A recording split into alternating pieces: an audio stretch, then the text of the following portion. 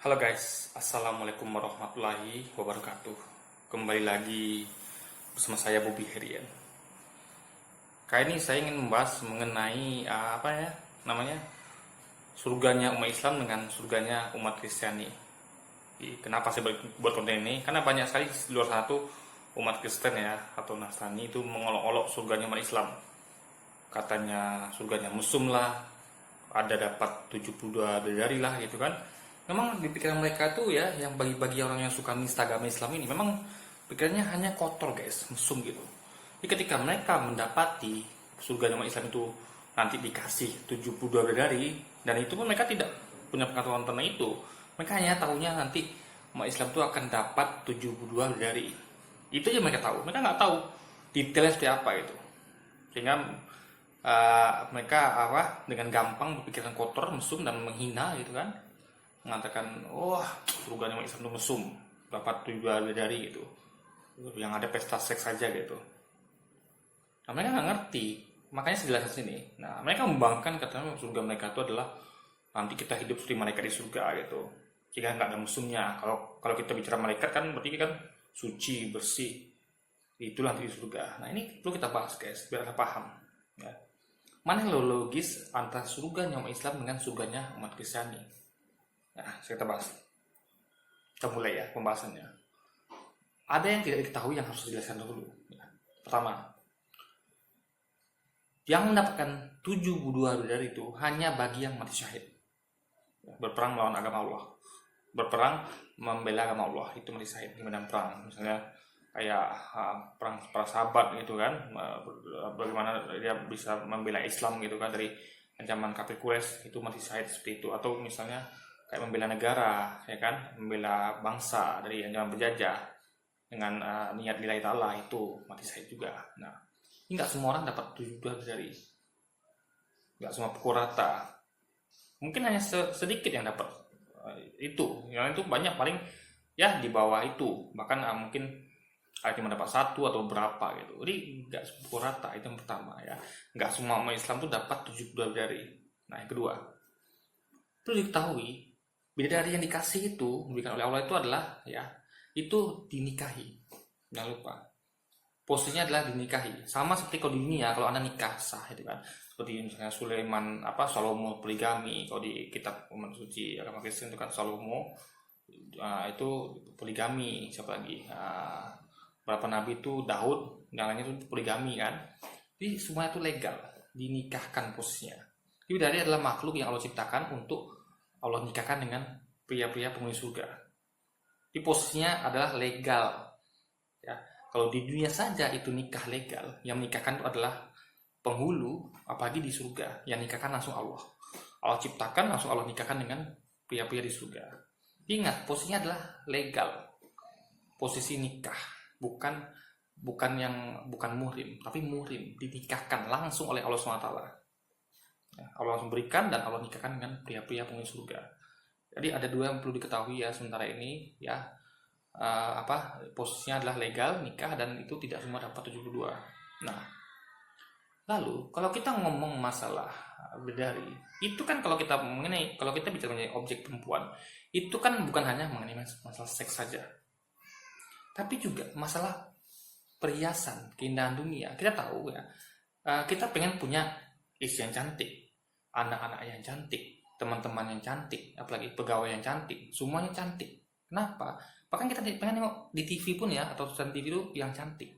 Kenapa? Karena fitrahnya kodrat manusia itu menyukai kecantikan, menyukai kegantengan, menyukai keindahan. Perkara dia ada nafsu atau tidak. Ya dong, coba Anda perhatikan, Anda pengen punya anak cantik nggak?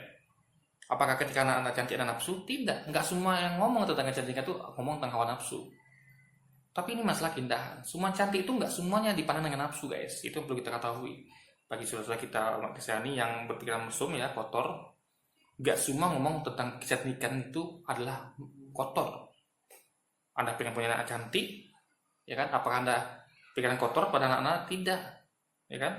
Atau ada pengen punya pegawai cantik, belum tentu ada punya pengen kotor pada dia. Anda berharap dengan kecantikannya dia bisa menjual lebih gitu kan, sehingga dia, Anda tahu banyak kan orang penjaga toko atau apapun itu, promosi sales itu kan cantik. Gunanya apa? Biar produknya tuh tidak menarik, guys. Kan?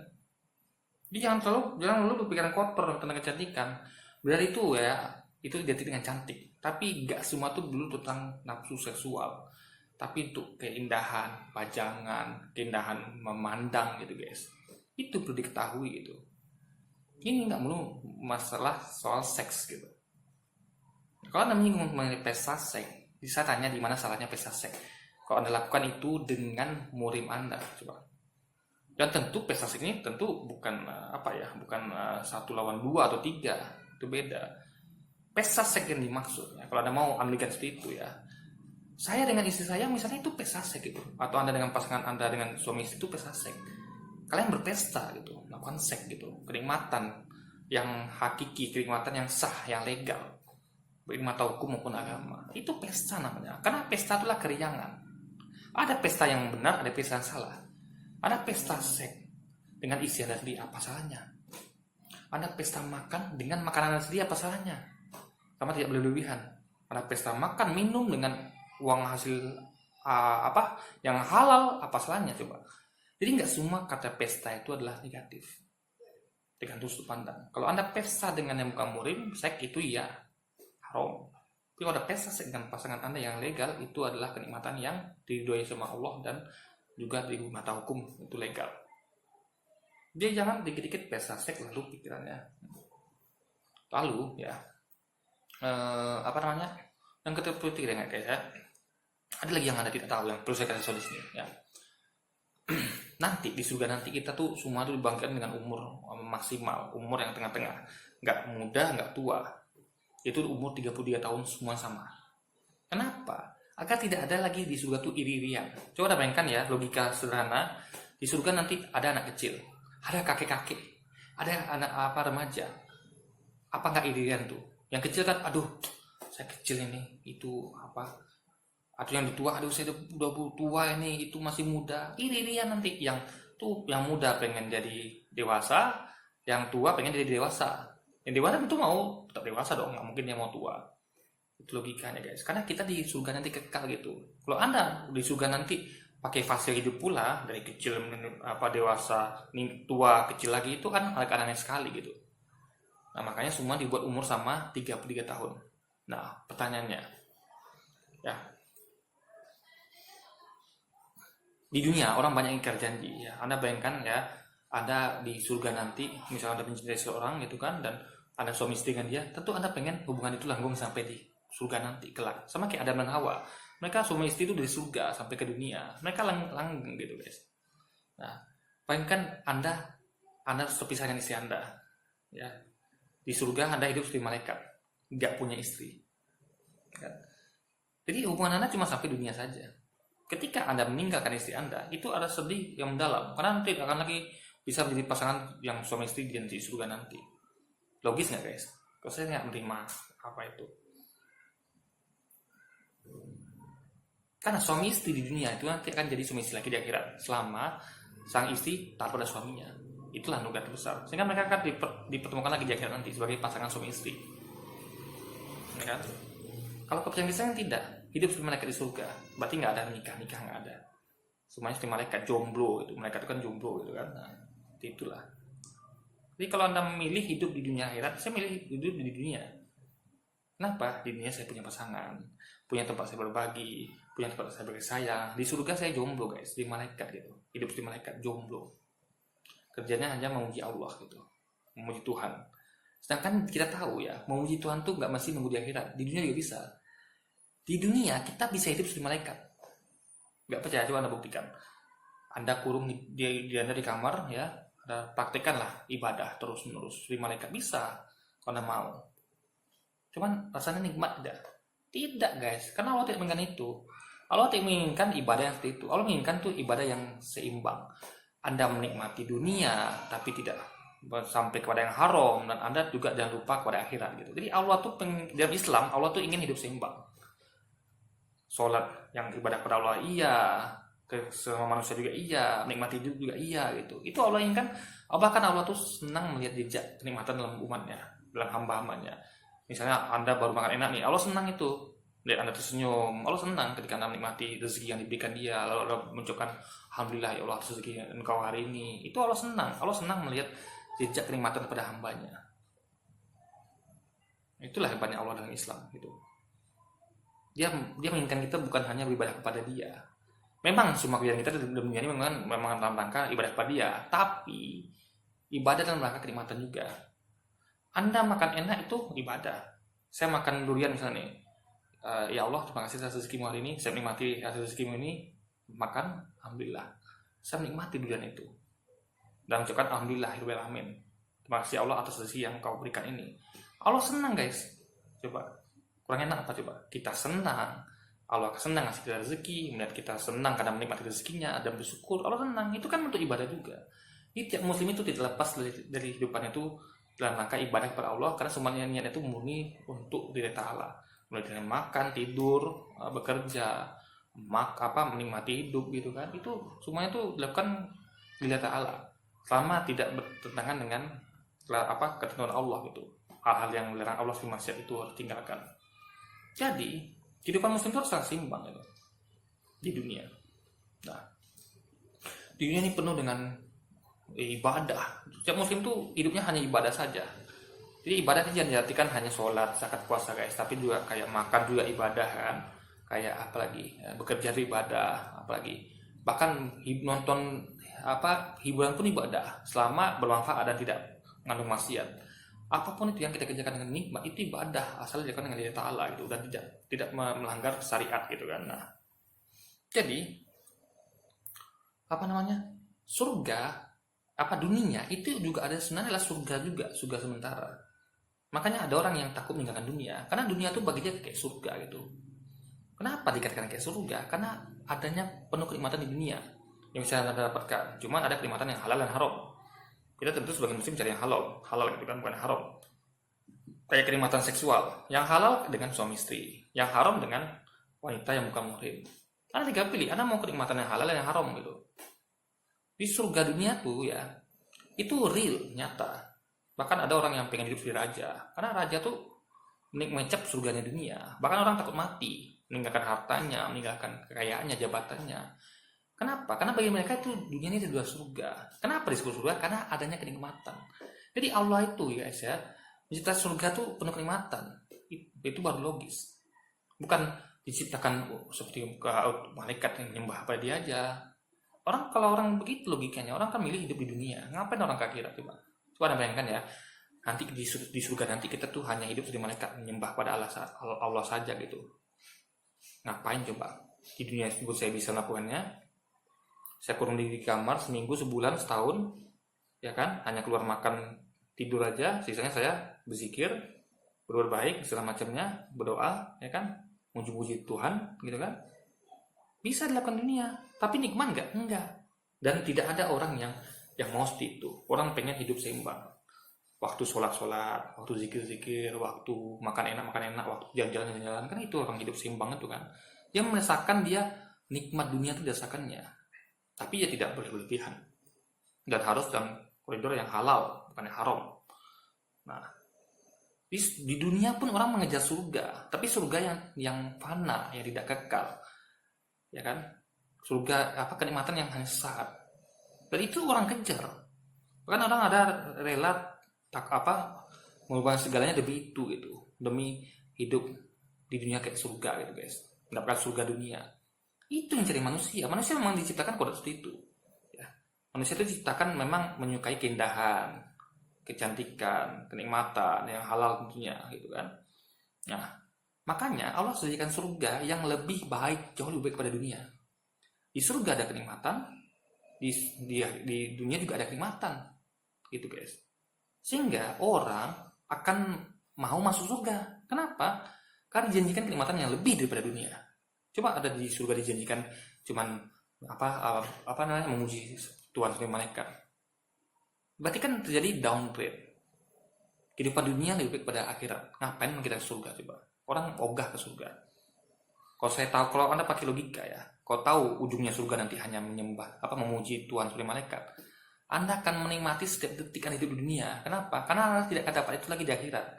Di akhirat Anda jomblo, tidak bisa makan enak, makin enak, hanya seperti malaikat memuji pada Tuhan gitu kan. Nah, ini yang perlu dipahami. Sehingga tidak ada gairah untuk berbuat baik pada agama, karena price-nya tidak ada ganjaran yang setimpal atas perbuatan baik Anda di dunia gitu. Jadi ada reward dan punishment, makanya juga ada neraka. Kalau Anda buat jahat, Anda masuk neraka, Anda baik masuk surga, itu ganjaran. Jadi itu yang membuat orang untuk berbuat baik atau berbuat jahat. Kalau baik ada konsekuensinya, masuk surga yang penuh kenikmatan yang jauh lebih nikmat pada dunia, dan kalau Anda berbuat kejahatan, Anda akan mendapatkan siksa yang jauh lebih berat pada dunia, ya kan? Kalau Anda membuat kejahatan gitu di neraka kelak tempatnya. Ini dari Islam itu suatu hal yang ngomong tentang logis. Ada azab, ada reward gitu kan. Ini manusia akan berlomba untuk mengerjakan kebaikan. Manusia akan berjihad di segala hal, berjihad dalam pendidikan, berjihad dalam ilmu, dakwah, dalam diri anak, bekerja dan segala macamnya, membangun negara. Orang kan mati-matian berjihad. Karena mereka tahu mereka akan mendapatkan hadiah terindah ya, kenikmatan hakiki yang jauh melebihi kenikmatan dunia ya. Surga dunia itu kalah dengan surga akhirat. Surga yang fana sementara ini akan digantikan surga yang kekal nanti, yang kenikmatan yang hakiki di surganya Allah kalau ada di akhirat.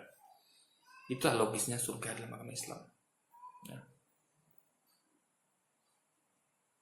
Dan ingat, dari itu, dan satu yang perlu Anda tahu ya, istri kita yang soleh itu Allah ciptakan jadi ratu bidadari. Atau ratu bidadari, ya. Misal saya nih, saya punya istri yang soleh di surga. Nanti Allah akan nikahkan kami lagi di surga. Ya, dia tuh akan jadi ratu bidadari di mata saya. Yang lain juga seperti itu. Dia punya suami, istri dia akan jadi ratu bidadarinya dia gitu. Sehingga kalau saya pandang istri saya yang paling cantik, di mata dia istri dia paling cantik gitu. Sehingga dia tidak akan tergoda dengan istri dia gitu. Dia juga tidak akan tergoda dengan istri saya, karena bagi masing-masing istrinya adalah ratunya bidadari bagi diri dia. Yang lain dari, anggaplah saya misalnya mati Said nih, saya dapat 7 bidadari. Nah, kalau saya sudah ada ratu bidadari, untuk apa saya lagi sentuh yang lain guys? Apalagi sama-sama umurnya 33 tahun, ya kan? Sama-sama cantik, bahkan lebih cantik saya, karena posisinya adalah ratu bidadari yang penyakit di atas semua bidadari. Ya, masih perawan terus gitu kan? Karena perawan memang kan itu nikmat. Berarti gini guys, orang-orang kan zaman dulu tuh memang memegang perawannya. Kenapa? Karena itu tanda cinta, tanda dia tuh memang wanita baik-baik, bisa menjaga keperawanannya. Contohnya siapa? Bunda Maria, ya, atau istri Nabi. Mereka bisa menjaga keperawanannya, dan itu hadiah bagi sang suami. Yang berhak perawan itu adalah suaminya, dijaga betul-betul. Beda sama sekarang, perawan itu seakan-akan tidak suatu hal yang sakral lagi, dengan gampang dikasih kepada yang bukan muhrim. Nauzubillah min dzalik, subhanallah min dzalik. Jadi bagi pria-pria yang tidak beruntung mendapatkan istri yang enggak perawan, nasib buruk buat kita semua. Ya, kerugian bagi kita. Karena kita yang memberi maharnya, kita meminangnya, kita menghadapi orang tuanya, tapi pria lain yang sebelum kita yang mendapatkan perawannya. Ini memang sudah hal yang sangat memilukan guys. Orang yang tidak berhak mendapatkan itu yang bukan haknya, kita yang seharusnya mendapatkan hak itu tidak kita dapatkan. Dan ini sekarang jarak sepele, ya kan? Nauzubillah min dzalik, summa nauzubillah min dzalik. Nah, di akhirat nanti surga kita semua akan mendapatkan perawan terus-menerus. Itulah ganti di dunia. Bagi anda yang di dunia tidak mendapatkan itu, ada akan dapat di akhirat nanti. Jadi ya Anda cukup jalani saja gitu. Kalau Anda tidak dapatkan itu dunia, Anda akan dapat di akhirat nanti dari istri Anda yang sah ya, dinikahkan sama Allah, dan itu akan Anda dapatkan terus menerus. Bagi gantinya kalau Anda tidak beruntung di dunia gitu guys. Itulah balasan yang pada Allah bagi hamba-hambanya yang taat kepadanya dan mendapatkan surganya kelak. Dan ingat, kalau saya sudah punya istri yang soleh, istri yang ratu bidadari, dia lebih cantik di mata saya daripada semua bidadari itu, dan dia sama-sama perawan, logikanya ngapain sama saya sama yang lain? Bagus saya sama dia aja, karena dia yang paling tercantik dan paling ratunya bidadari. Ini sama seperti kalau Anda punya mobil. Anda punya mobil 100, satu Ferrari, yang lain tuh misalnya mobil cuman Corolla Altis. Saya, dan mobil itu baru terus. Saya punya Ferrari atau Lamborghini, saya pakai terus baru lagi gitu. Itu saya setir, ngeng gitu kan. Saya pakai lagi nanti baru lagi. Saya tidak akan pakai Corolla Altis, saya gunakan pajangan. Saya akan lalu memakai Ferrari Lamborghini ini guys. Nah, itulah nanti di surga. Anda tidak akan mau berhubungan seksual dengan bidadari lain, karena Anda punya ratunya bidadari yang cantik. yang selalu sama-sama perawan dengan yang lain, tapi dia yang paling cantik itu tentu ada akan sama yang paling cantik terus itu. Ngapain Anda pakai yang lain juga gitu, berhubungan dengan yang lain juga itu. Nah, untuk apa mereka? Untuk melayani Anda. Karena surga tuh kita diperlakukan seperti raja, kita mau apa saja Allah kasih. Itulah gunanya bidadari, untuk melayani kita. Anda akan merasakan hidup di raja nanti di surga, kenikmatannya hakiki. Anda tinggal minta, bidadari sediakan. Anda mau susu, bidadari datang ngasih. Itu cuma gambaran kasar guys ya. Yang faktanya nggak seperti itu, karena kita nggak pernah tahu surga seperti apa, tapi Allah udah kasih sisi-sisinya, begitulah gitu kurang lebihnya. Apa yang kita inginkan akan dikasih sama Allah gitu guys. Itulah gajian setimpal bagi hamba-hambanya yang taat ya pada syariat di dunia, mengerjakan semua yang diperintahkan dan menghindari semua larangannya, mengambil yang halal dan membuang yang haram. Itu berat sekali di dunia ini. Untuk menjadi yang taat pada Allah itu berat sekali, ya kan, bukannya gampang, dan itu hadiahnya sangat besar nikmatnya. Nah, lalu bagaimana dengan orang-orang yang meninggal berjomblo atau dunia nggak ada jomblo, nggak ada pasangan? Itulah bidadari. Kalau kasih bidadari itu gunanya. Misalnya nih, saya meninggal belum sempat nikah. Nah, ketika nanti saya di surga, saya lihat teman saya sudah menikah kan, misalnya, dia dengan pasangannya. Lah saya sama siapa kalau nggak ada bidadari coba? Nah, dari masa Allah kasih saya bidadari misalnya 72. Nah, saya bisa ambil satu. Memang semuanya dinikahi ya, posisinya istri kita. Tapi saya cuma butuh satu, gitu kan? Toh dia masih perawan terus, habis itu apa lagi namanya? Toh dia tuh selalu bersih lagi gitu kan, wangi lagi, ibaratnya seperti baru lagi. Ngapain saya pakai 2, 3, 4 sekaligus coba? Satu cukup guys. Sisanya untuk apa? Untuk melayani kita, ngambilkan kita ini itu gitu. Itulah logikanya. Makanya saya katakan kalau diadu surga sama Islam dengan surga sama Kristen, jujur, kalau Anda mau milih jujur, Anda pasti akan merasakan logisnya surga sama Islam, dan Anda akan tahu itu sangat menentukan antara reward dan punishmentnya. Anda akan belum lama untuk mengejar rewardnya dan belum lama untuk meninggalkan supaya tidak kena punishmentnya di neraka nanti guys. Ada semangat untuk mengerjakan kebaikan dunia dan meninggalkan yang kejahatan maksiat di dunia, karena ada sistem reward dan punishment. Kalau di surga yang Kristen kan tidak ada. Mereka bangga dengan mengatakan kita nanti di surga itu hidup sebagai malaikat. Lah ngapain nunggu di surga? Di dunia juga bisa, ya kan? Nah makanya ya.